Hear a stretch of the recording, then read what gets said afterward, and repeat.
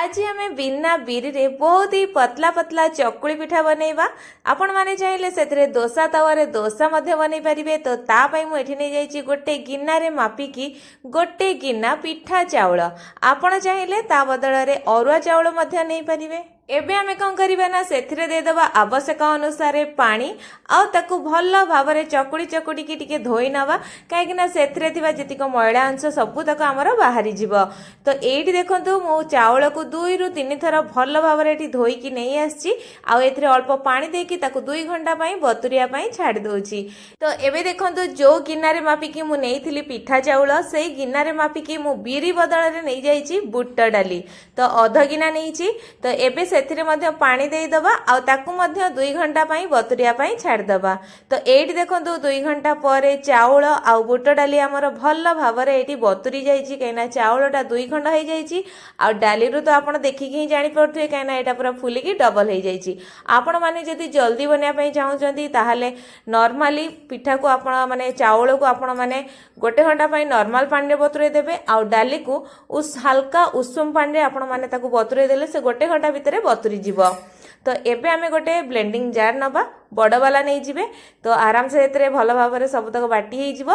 तो जो बुट डाली आमे बतुरे की रखिथिले ना से बुट डाली को सब तक एथरे देई दबा आउ अल्प किछि भल फ्लेवर आनिया पई अदा देकी ताकू भल भाव आमे कौन करिबा ना चिकन करके एठी ग्राइंड करके नहीं आसीबा।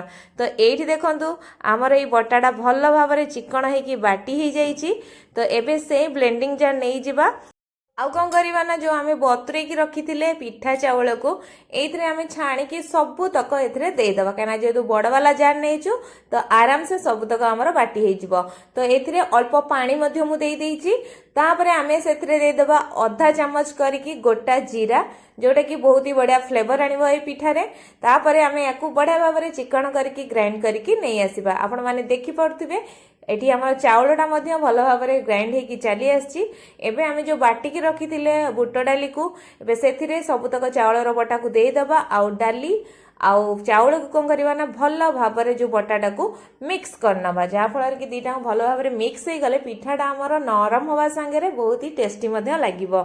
आउ यार कंसिस्टेंसी मध्य आपण माने देखि पड़थिबे पूरा परफेक्ट अच्छी बेसी पानिया करेनि जी दरकार माने गोटे फ्लोइंग कंडीशन रे जेम सेडा थिबो तो सेई बडा ही रखिबे। तो एथरे आमे स्वाद अनुसार लूण दे दबा। तापरे 3 चुटकी मु दे देइची कोन ना खाइबा सोडा। आपण माने जदी खाइबा सोडा नथिबो ताहाले आपण माने सेतरे इनो मध्य गोटे चम्मच पकेई परिबे। तापरे याकू भल्ल भाबर आमे मिक्स करनबा। तो एठी यार बैटरटा को आपण देखि पड़थिबे तार कंसिस्टेंसी केमति रहिची। तो एबे तावा को पूरा हाई फ्लेम रे गरम कर नेइथिली। एबे सेतरे अल्प टिके पानी छिटा दे दोउची काइना तावाटा पूरा ठंडा हवा टिके दरकार किंतु उषुम थिबा दरकार। तो ए स्टेज रे मु दे दोउची 2 डंकी आमर जो आण रखी गोले की।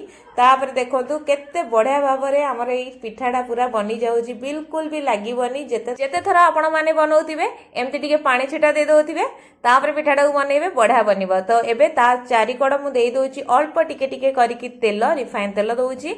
तापरे आकु आमे एमती पूरा छाड़ी दबा जेमती कि गोटे पट साइड बा तळ पट साइड टिके टिके छाड़ीबा को लागिबो। सेते बेले ही आपण आकु कोन करिवे ना उल्टेइबे आगुआ बिल्कुल भी उल्टेइबे नहीं। तो एठी देखंतु अल्प अल्प छाड़ी आसलानी। तो ए स्टेज रे ही मु आकु उल्टेइ नौजी। तापरे याकु तापर साइड बेस समय लागिबनी किछि सेकंड लागिबो आकु हवा पई काहेकि ना ऑलरेडी अधा अधा हमर सिजी गला पर आमे ताकु उल्टेइ देथिले। तो एठी देखंतु पिठाटा हमर पूरा बनी जाईची। तो याकु एबे आमे काढी नबा। तो एठी देखंतु सेम प्रोसेस रे मु सबु तक चकुली पिठा को एठी बनेई नेइची एतिकी टिके आणरे। तो एठी देखंतु केते पतला पिठा एठी बनीची आपण माने देखंतु। आपण माने चाहिले एमती दोसा तवारे याकु दोसा मध्य करके खाई परिबे नाही तो ए चकुली पिठा भितरे आपण दोसार आळू पुरे की खाई परिबे नाही तो कोन करिवे ना जे कोनोसी चटनी सहित खाई परिबे नाही तो आपण माने जे कोनोसी तरकारी सहित खाई परिबे जहा सहित खाइले भी बहुत ही बढ़िया लागिवो बहुत ही टेस्ट लागिवो। तो आपण माने एमती थारे घरे बनांतु आ किपरि लागला आम कमेंट बॉक्स रे कमेंट करी निश्चय जणांतु। धन्यवाद।